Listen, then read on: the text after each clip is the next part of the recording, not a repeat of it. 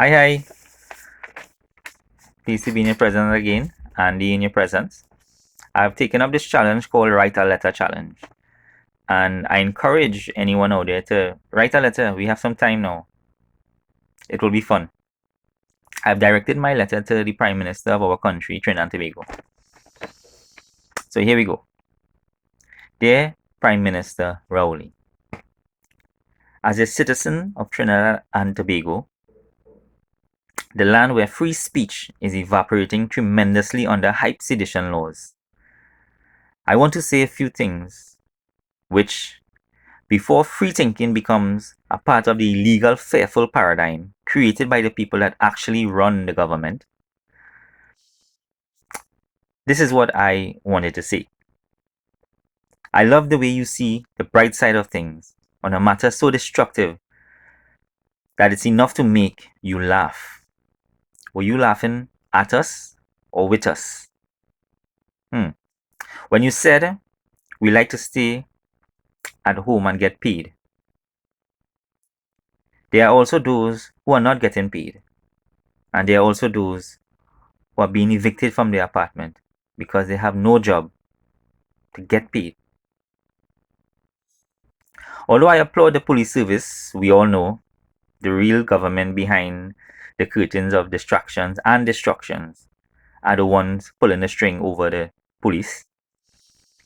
And when your Minister of Health laughs and calls society names, please remind him, Rowley, that these are the same people in society that he will have to come knock on their door and ask for votes. Speaking of asking for votes, the people are asking for goods, good care, for food, and good governance. But it seems as if you're not hearing, or are they not speaking loud enough?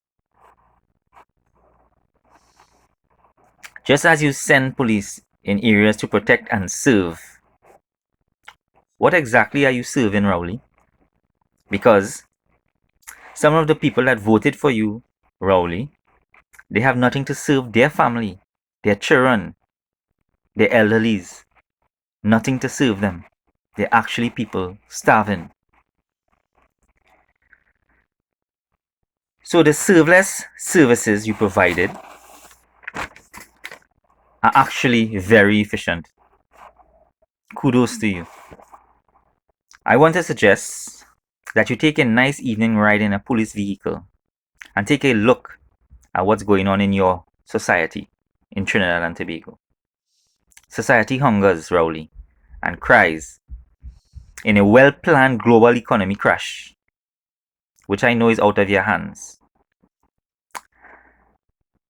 I long for the day that a real leader would actually put his foot down and put their ego and greed aside and actually put people first instead of putting their own personal gains. The only explanation I can give myself is one, you are too scared, or two, you benefit from it. You benefit from the movie that is on repeat. I call this movie The Blind and the Restless.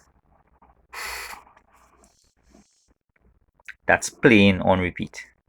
The repeat of history.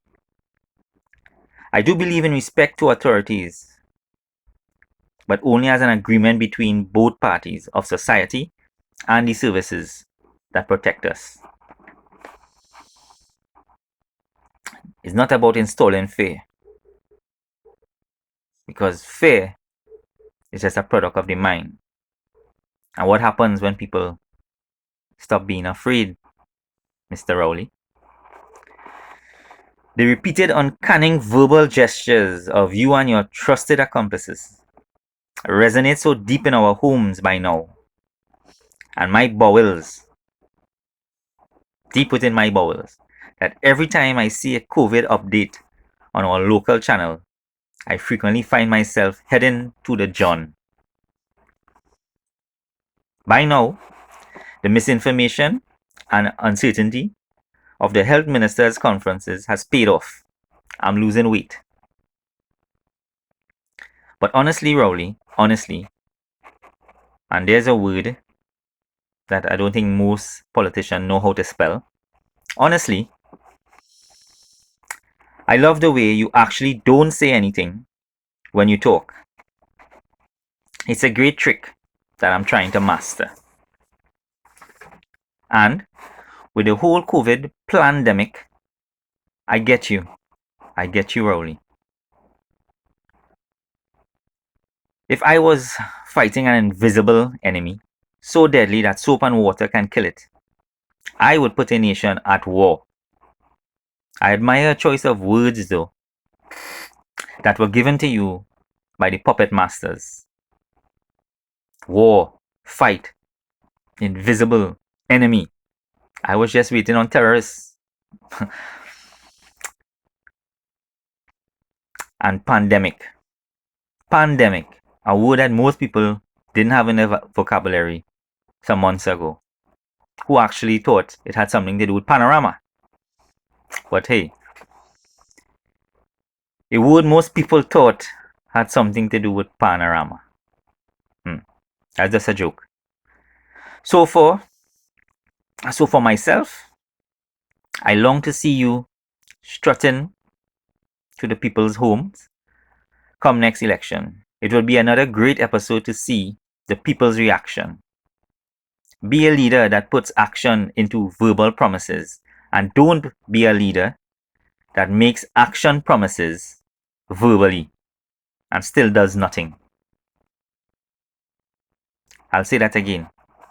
Be a leader that puts action into verbal promises, and don't be a leader that makes action promises verbally and still does nothing.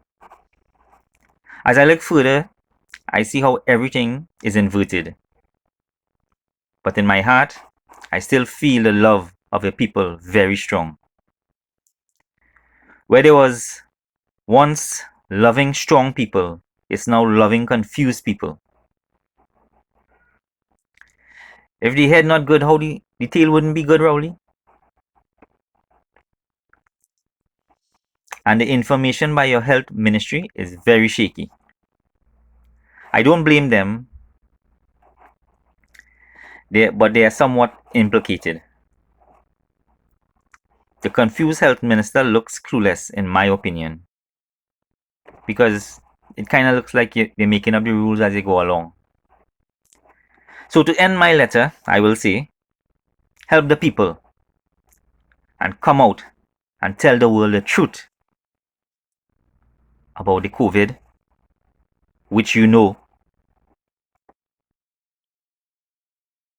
But that's the next thing. They're keeping it from you.